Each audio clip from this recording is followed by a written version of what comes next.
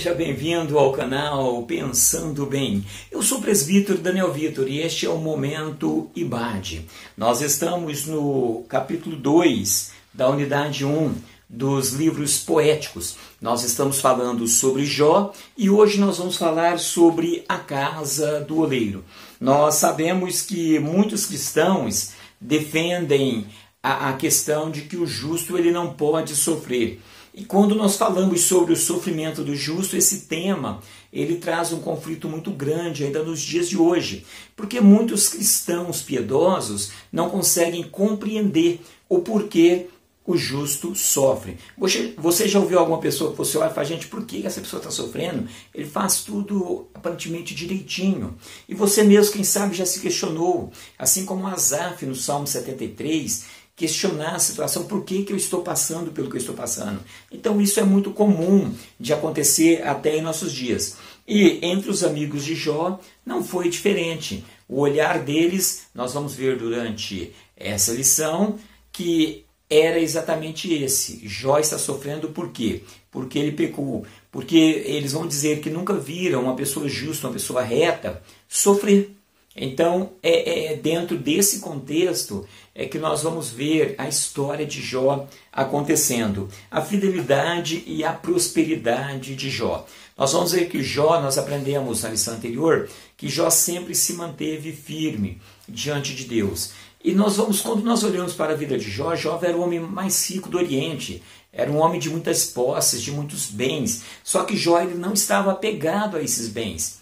Ele não estava apegado a esses bens, ele era temente a Deus. O próprio Deus dá testemunho de quem era Jó. Jó ele era um juiz na sua cidade, ele sentava à porta da cidade para julgar muitas questões, ele era respeitado pelos velhos, pelos jovens. Jó ele tinha muitos bens, muitos jumentos, muitos gados, ele tinha muitos servos, ele tinha 10 filhos, sendo 7 homens e 3 mulheres. Então, Jó, ele era um homem que você olhando para ele, você percebia que a vida dele era como se pudesse dizer uma vida perfeita, porque ele tinha muitos filhos, era algo muito bom naquela época. Ele tinha muitos bens, é algo muito bom também. Só que Jó, diante de tudo isso, Jó, ele sempre foi fiel e temente a Deus. Nós vamos ver que Jó, ele tinha muitas qualidades morais, espirituais, entendeu? E sociais. Nós vamos ver que Jó, ele, como nós já dissemos, ele era muito respeitado pela sociedade daquela época. Ele era um homem que era um exemplo para a sociedade naquela época. Vamos ainda na página 24, nós vamos falar aí o seguinte: a justiça de Jó também é louvada no livro que afirma que ele se cobria de retidão e justiça, e mostra como um juiz que examinava as causas estrangeiras, punia os perversos. Então, como eu já disse, Jó ele tinha todas essas qualidades. Ele vivia como se fosse um rei diante do povo. No entanto, veio o sofrimento na vida de Jó. Na página 24 vai falar sobre o sofrimento de Jó. Para muitos, um homem como Jó, ele não merecia sofrer. Ele não merecia sofrer. No entanto, nós vamos ver que o livro mostra que ele experimentou sofrimentos inimagináveis, cuja causa estava no mundo espiritual. Tudo começou com um diálogo entre Deus e o diabo. Foi através desse diálogo que se deu início a esse grande sofrimento na vida do patriarca. Nesse diálogo nós extraímos 3 verdades muito importantes. A primeira é que Satanás ele observa os seus servos. Nós vamos ver que quando Deus ele pergunta a Satanás se ele conhecia Jó, Satanás conhecia e conhecia muito bem Jó. Não conhecia totalmente, mas ele conhecia Jó. Então quer dizer que Satanás ele conhece os servos de Deus. Nós vamos ver que o segundo ponto é que Deus é sabedor de todos os atos do diabo. Deus ele conhece. E por fim, nós vamos ver em terceiro lugar é que o Senhor às vezes permite que o acusador ataque os seus servos. Só que é importante ressaltar que Deus ele permitiu que o inimigo ele atacasse Jó.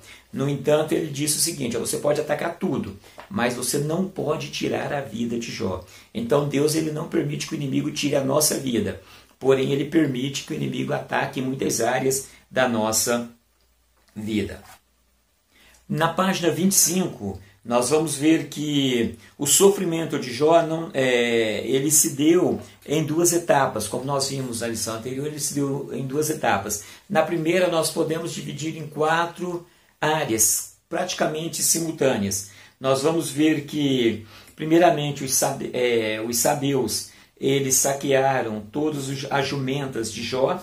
Depois nós vamos ver que caiu fogo do céu e matou as ovelhas de Jó. Depois nós vamos ver os caldeus saqueando os camelos. E por fim nós vamos ver uma grande ventania derrubando a casa onde estavam todos os filhos de Jó. E em todas essas situações sempre teve um servo que se livrou do acontecido e foi para contar as notícias ruins para Jó. Agora imagine a vida de Jó. Foi chegando uma notícia ruim de cada vez, e a pior foi a última, porque a primeira ele tinha perdido apenas os seus bens materiais, mas dali a pouco chega a notícia de que seus filhos haviam morrido. Imagine só, perder todos os seus filhos em um momento só, e foi o que aconteceu na vida do grande patriarca. Outro ponto aqui que nos chama a atenção é que todos, como eu já disse, todas essas notícias chegaram quase que na mesma hora, uma após a outra ali. E Satanás ele queria desestabilizar Jó, porque conforme as notícias foram chegando, cada notícia daquela era uma pancada a mais na vida de Jó. Mas Jó ele se manteve firme. E o interessante é que os planos de Satanás não funcionou. Por quê? Porque Jó não blasfemou contra Deus. Então Satanás ele tem um outro diálogo com Deus, e Deus novamente ele exalta o seu servo Jó. E nós vamos ver na página 26 que Satanás ele vem reforçando a sua ideia, que é a seguinte: pele por pele, tudo que o homem tem dará pela sua vida. Quer dizer, se o Senhor tocar na pele, na carne de Jó, eu tenho certeza que ele vai blasfemar contra o Senhor. Então Deus falou: pode ir tocar, só não tire a vida dele, mas você pode ir tocar. E foi a partir daí que Jó ele passa a enfrentar uma grave doença. Essa doença a gente não sabe informar, não temos informações do que seria realmente essa doença. No entanto, nós sabemos que era uma chaga maligna, sabemos que ela afetou desde dos fios de cabelo de Jó até a planta dos seus pés, foi atingido de uma forma total, e sabemos que Jó ele chegava a se coçar com cacos de telha, porque era terrível. Então é isso que nós sabemos sobre o estado de Jó. Além dos sintomas físicos, nós vamos ver que a parte psicológica de Jó foi muito afetada, depressão profunda e muitas outras coisas aconteceram na vida de Jó. Porque imagine você, se você passasse 5%, se eu passasse 5% do que Jó passou, como que nós ficaríamos? Agora imagine passar tudo aquilo que Jó passou. Nós vamos ver aqui na página 27, tem um gráfico que fala sobre o sofrimento de Jó. Várias áreas da vida de Jó que foram atacadas. O espírito, a alma, a insônia, pontada nos ossos e várias outras coisas que aconteceram, que atacaram, que atingiram a vida de Jó. Mas sobre todas essas coisas, Jó permaneceu fiel. Jó permaneceu firme. Visões sobre o sofrimento. Nós vamos ver que um dos pontos intrigantes do livro de Jó é exatamente as visões que se tem sobre o sofrimento. Nós vamos ver que sobre o sofrimento do justo, que aqui é representado pelo patriarca, ele representa o justo. Para muitos, o justo não merecia sofrer. E para outros também, eles olham o seguinte: Deus ele foi injusto com Jó. Então são algumas das visões. Esses dois pontos de vista, junto com outras situações no livro de Jó, por exemplo, os seus amigos acusando ele de pecado, a visão do próprio patriarca que defendia a sua inocência. Então nós vemos que o livro ele traz essas visões intrigantes sobre as causas do sofrimento do justo. Já na página 28, nós vamos ver que as perspectivas sobre o sofrimento, a que mais chama atenção é exatamente a dos 3 amigos de Jó, porque é uma perspectiva que se tinha naquela época e até hoje muitos ainda têm exatamente essa mesma perspectiva a respeito do sofrimento. É de que o sofrimento é causado pelo pecado. É interessante ressaltar que o sofrimento ele veio exatamente devido ao pecado. Nós vamos ver que a partir da queda, nós vamos ver mais à frente, é que o sofrimento veio ao mundo. Mas isso não quer dizer que todo o sofrimento é porque a pessoa está em pecado, de forma alguma. E nós vamos ver que os amigos de Jó chegaram diante de Jó e, ao observar a situação do patriarca, eles não tiveram palavra, eles não conseguiram falar nada. Eles ficaram por 7 dias apenas observando em silêncio a situação de Jó. Depois nós vamos ver que o primeiro a dirigir a Jó foi Elifaz. Em seu primeiro discurso, ele não acusou diretamente Jó, porém ele enfatizou que o sofrimento não atinge os retos e nem os inocentes. Quer dizer, Jó, eu não estou falando que você está em pecado. No entanto, eu só sei que o sofrimento não atinge os retos nem os inocentes. Então, quer dizer, qualquer pessoa reta ou inocente, ele não vai sofrer. E nós vamos ver que, por fim, ele diz que Deus ele está entrando em juízo para com Jó, que Jó precisa reconhecer que Deus ele está entrando em juízo, está julgando Jó. Então Jó precisa reconhecer onde é que ele errou para que Deus possa perdoar e ele possa tocar a sua vida adiante e ser curado. O segundo a falar foi Bildade. Bildade ele mostrou não compreender a situação, ele não entendia, não tinha como explicar a situação, então ele mostrou falta de conhecimento sobre a questão do sofrimento, mas essa falta de conhecimento levou ele a ser tão frio e ser tão rude ao mesmo tempo com Jó, sem dó e nem piedade. Porque o que ele fala? Ele fala para Jó que os filhos de Jó morreram, por quê? Porque eles estavam em pecado. Por isso que eles morreram. Agora imagina só, Jó ter perdido os filhos e depois ouvir do seu amigo que os seus filhos morreram porque eles estavam em pecado. Depois ele fez um discurso sobre a consequência do pecado na vida dos ímpios. O que acontece com a pessoa ímpia? Aí ele vai, a sua luz se apaga, ele vai ser assombrado, ele vai perder a prosperidade, vai ser frustrado, vai ser perseguido, vai perder a sua habitação, vai ser amaldiçoado, vai tornar miserável, não vai ter prosperidade, a calamidade vai vir sobre ele. Então, nós vemos que ele apontou para Jó, eu só sei o seguinte, com o ímpio acontece isso.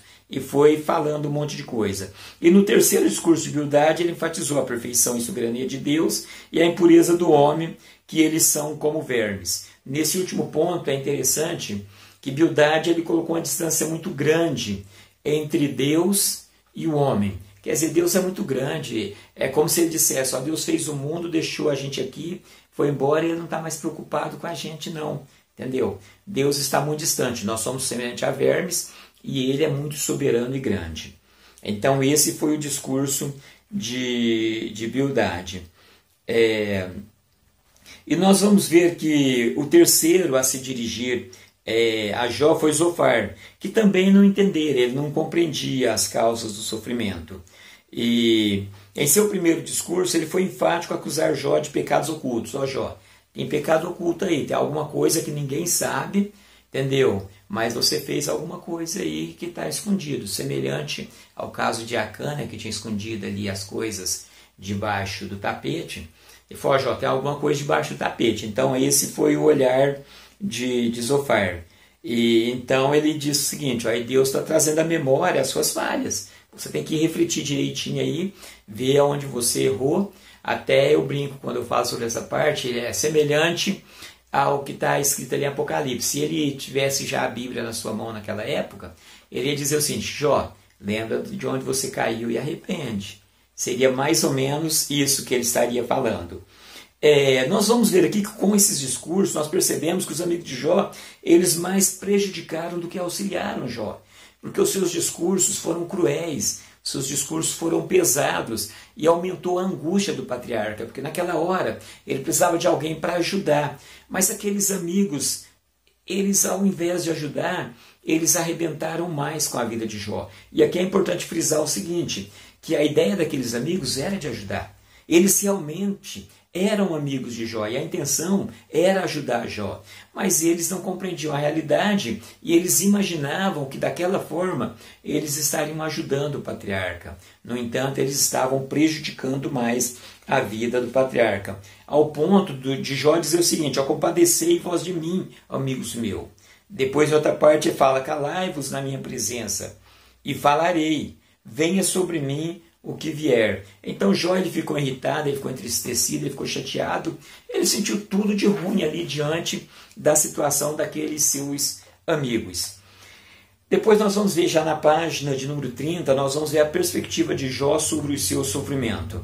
Jó, em parte alguma de seus discursos, ele blasfemou contra Deus. Algumas pessoas, eles dizem que Jó blasfemou. Não, Jó em nenhum momento, nós vamos ver que Jó ele questionou. No entanto, em nenhum momento ele blasfemou contra Deus. Nós vemos que Jó ele não pecou e nem atribuiu a Deus falta alguma. Já lá embaixo, na página 30, vai dizer o seguinte, nos questionamentos de Jó, encontramos seu maior desejo, ter uma audiência com o Todo-Poderoso. O sonho de Jó era se encontrar com Deus para poder conversar com Deus e compreender tudo aquilo que estava acontecendo. Nós vamos ver na fala de Jó, quando lemos o livro de Jó, que Jó ele tinha o desejo de falar com o Todo-Poderoso. Já na página 31 vai dizer que é interessante nós notarmos que em todo o livro não encontramos nenhuma reprovação divina a respeito de Jó. Em nenhum momento Deus ele fala algo de ruim a respeito de Jó. Em nenhum momento. Deus sempre engrandece a posição do patriarca. Já finalizando, que é a visão teológica sobre o sofrimento. Uma das grandes indagações que as pessoas fazem a Deus é sobre a razão de permitir o sofrimento. E muitas dessas pessoas culpam o Eterno pelo sofrimento. É muito comum pessoas terem raiva de Deus, ficarem revoltadas com Deus por causa do sofrimento. E duvidar da bondade de Deus. Volto a repetir o que Asaf disse no Salmo 73. Os pés dele quase escorregaram porque ele não compreendia muitas das vezes, mas ele chegou à conclusão que verdadeiramente Deus é bom. Como eu já disse lá atrás, desde a queda, o sofrimento veio ao mundo. Então todos nós estamos sujeitos a sofrimentos. Enquanto estivermos nessa carcaça, nós estamos sujeitos ao sofrimento. Independente se somos justos, se somos pecadores, se estamos na presença de Deus ou não, todos nós estamos sujeitos ao sofrimento. Nós vemos que isso é tudo causa do que aconteceu lá no Éden. Então não adianta, não é porque você é servo de Deus que você está imune ao sofrimento. Nós vamos ver que existe 5 formas de sofrimento. Existe o sofrimento consecutivo. Estamos na página 31. O sofrimento consecutivo, por exemplo, é resultado dos erros do próprio homem. Então, quer dizer, é resultado dos erros humanos. Então, esse é o sofrimento consecutivo. Depois nós vamos ver o sofrimento punitivo. É aquele sofrimento que é aplicado por Deus para punir certos erros. Nós vemos o caso do cativeiro babilônio, quer dizer, por que o povo de Israel foi levado para a Babilônia e ficou ali 70 anos? Exatamente por causa do pecado. Então, é um sofrimento punitivo. Existe também o sofrimento instrutivo e o redentivo. Então, esse sofrimento ele não acontece por causa dos erros do ser humano, mas ele acontece porque Deus quer ensinar algumas lições ao ser humano, por isso ele permite esse tipo de sofrimento. Então, nós vamos ver aí na página 33, os tipos de sofrimento: o consecutivo, o punitivo, o corretivo, o instrutivo e o redentivo. Então nós vamos ver no livro de Jó que os amigos de Jó, eles cometeram o mesmo erro que muitos crentes cometeram durante milênios. Quer dizer, o erro de achar que todo sofrimento é causado pelo pecado da pessoa, que se a pessoa está sofrendo, foi porque a pessoa pecou. Porém, nem todo sofrimento é resultado do pecado. Como nós vimos nessa lição, e nós vamos ver no decorrer, quando olhamos para o livro de Jó, que nem todo sofrimento é resultado do pecado. Por isso, tome muito cuidado quando você for julgar alguém. Analise muito bem para não julgar a pessoa de uma forma errada. Não é porque a pessoa está sofrendo, não quer dizer que ela pecou. Existem muitas pessoas que vivem em pecado e de repente não estão sofrendo. Porque o verdadeiro julgamento, em um momento em que haverá uma separação e o sofrimento irá findar, é o dia que Jesus vier em glória e esse corpo que é mortal se revestir da imortalidade, então nós seremos semelhante a Ele e a partir desse momento findará todo o sofrimento. A Bíblia diz que Ele enxugará de nossos olhos toda a lágrima. Aí sim findará todo o sofrimento. Fiquem com Deus e até o nosso próximo encontro, quando nós estaremos falando, já no capítulo de número 3, sobre a guerra espiritual.